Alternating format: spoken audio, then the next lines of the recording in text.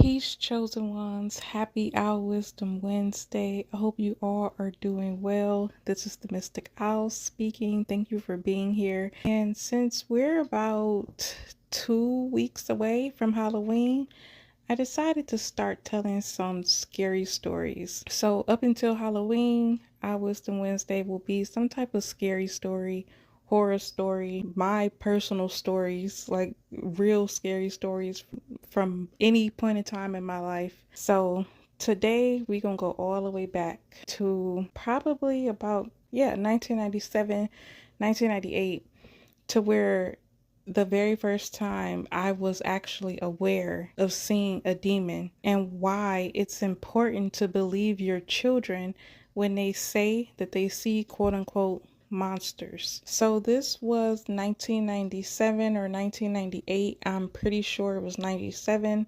I'm also pretty sure I was 5 years old, but I could have been 5 or 6 years old. Really doesn't matter. I'm a child, right? I'm a little girl in the grocery store with my mother. And this was a grocery store that we didn't frequent often. It's actually torn down now, on the east side of Detroit. But I'm a little girl in a grocery store just running around playing, hopping in the like square tiles of the grocery store, just being a cute little girl. And some woman walks up, like she's like walking towards us, and I immediately stop because I'm like, what is that? And who is that? And I'm just like, oh, she is so scary. And it's not like physical looks like or anything like that. Like I could see at 5 years old, I could see beyond her face, beyond her true face. And I was shook. I was so scared. I, I'm I stopped playing. I stopped playing hopscotch on the little grocery store tile floors or whatever. And the only thing I'm thinking was, man, I hope she goes past us. Like I hope she doesn't not here for us. Lo and behold, this woman with a demon's face calls my mother's name. And I'm like, oh my God. My mama know this lady. This lady about to come talk to us. I'm terrified. Never seen anything like it up until this point. After this point, see demons all the time. But up until that point, at 5 years old, I had never, at least consciously, experienced seeing somebody's face actually change right in front of me. So she calls my mother's name, and my mother, she speaks, but even her energy was kind of off. You know, it's just like in passing, saying hi to someone. And she stopped and talked to us. And I kid you not, when she stopped to talk to us, I was behind my mother and had her shirt, like the back of her shirt, balled up in my hand. I was terrified. Now, this looks like a woman in the store to the naked eye, but through my eyes, through my owl eyes, in my mind, I'm like, this is a demon. This is a monster. I wasn't using the word demon, I was using the word monster. I'm like, this is a monster. I just know it is. Nobody else in this store looks like this lady except for her. This is not good for us. Is what I'm thinking at 5 years old. And the entire time her and my mom stood there talking, I was behind my mother with her shirt like balled up, like clenched up in my hand. And my mama was trying to like get me from behind her to like pull me to the front to like speak to this monster face demon lady. And I just wouldn't do it. And she was like, oh, you must be the Mystic Owl. Yeah, I haven't seen you. I heard about you. I'm 5 years old. What have you heard about me at 5 years old? What do you know about what? That's such a weird thing to say to any child anyway. And she's like, yeah, I heard about you. When I tell y'all, I did not let my mother's shirt go. I didn't let it go. I wouldn't let it go because I'm like, this monster not taking me nowhere with her. That's a fact. So when she was finally walking away, like in my memory, like at 5 years old, it feel like we was all there for fucking years. But looking back, the entire exchange was probably just about 5 minutes. It felt like forever. So when the monster face lady walked away, she turned around and looked at me and said, "Bye, Mystic Owl." And I ain't say nothing. By this time, I had let my mama's shirt go because she was gone. I'm like, okay, well, I'm safe now. I can let my mama's shirt go. She gets down the aisle. We're in the aisle, by the way. I want to say like the cookie and chips aisle or something like that. It doesn't even matter. We're in the grocery store. We're in the aisle. She gets like midway, like halfway down the aisle and turns around and say, "Bye, Mystic Owl." And I was like, oh my, like I'm not saying nothing. I never said anything. I never spoke to her. I never did anything. And my mother just played it off like, oh yeah, she's shy. She's shy.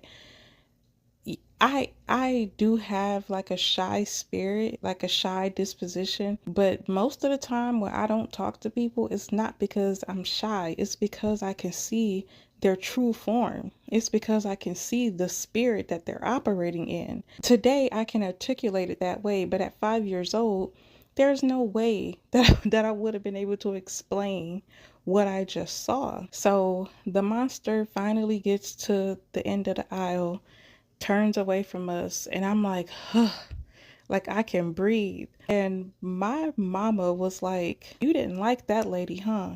And I answered, I'm like, no, no. I was terrified. And the thing about it is I never saw this lady again. I don't remember what her name was. My mother has passed on now, so it's not like I could ask her. But that was the strangest. That was the first time that I realized that I could see. And my mother never said anything about it or anything like that. But just the interaction between the two of them, my mother being an adult and who also has spiritual gifts. I get my spiritual gifts from my maternal side, from my mother, from my grandmother, from my great grandmother, so on and so forth. Women that I actually had the pleasure of knowing and being raised by. My mother was not too fond of this lady either. It was more so like okay, I'm familiar with you, you're familiar with me, just in passing, hey, how's it going, blah blah blah, you got kids now,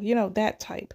They were not friends. I had never seen this lady before in my life, never wanted to see her again, never seen her again. But that was the first time that I saw a demon's face, and her face changed twice. I seen her true face, her true spirit, her demon self initially when I seen her coming down the aisle. And when I stopped playing hopscotch, I was just shook. I was froze. And the whole time I'm thinking, I hope she hurry up and passes by. But then she stops and talks to us. And the second time that I seen her face change was when she was walking away midway down the aisle, and she turned around and said, "Bye, Mystic Owl." And her face changed again. And that's when my mama was like, "You didn't like her, did you?"